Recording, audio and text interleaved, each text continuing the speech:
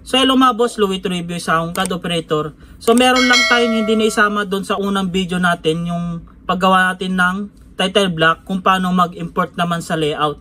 So ipapakita ko sa inyo mga boss kung paano mag-import ng title block sa layout naman. So wag na patagalin pa mga boss, simulan natin, intro muna tayo.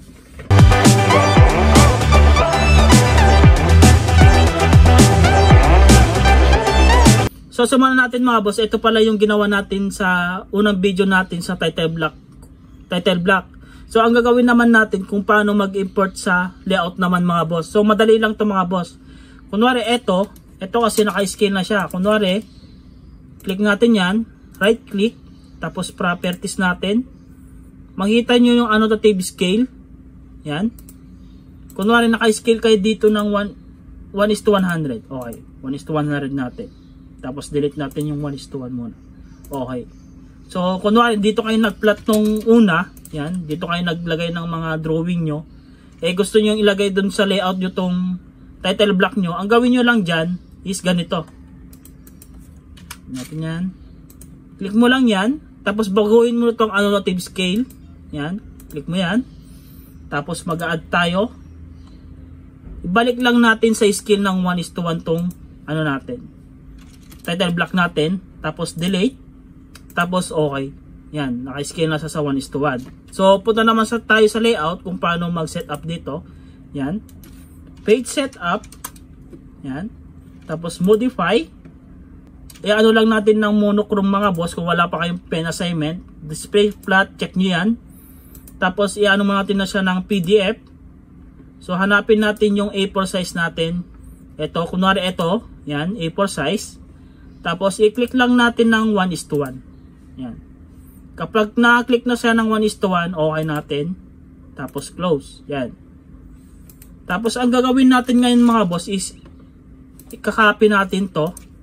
Ctrl C. Tapos, po tayo sa layout. Tapos, Ctrl B.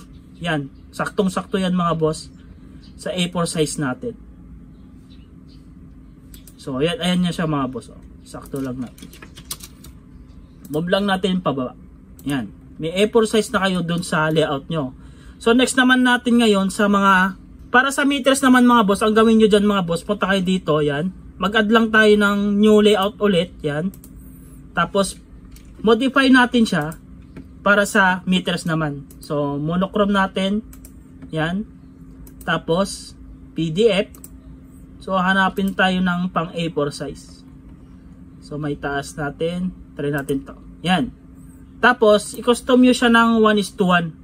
Ito yung mga in-add natin nung unang video natin sa paggawa ng title block. Pinakita ko sa inyo kung paano mag-add ng scale sa meters. So, okay na yan. Naka 0.01 na siya. Tapos, okay. Tapos, close na natin yan. So, ganyan na siya mga boss. So, ang gawin nyo lang dyan mga boss is copy lang natin to. Yan. Ctrl C. Tapos ilalagay natin dito. Ctrl B. Yan.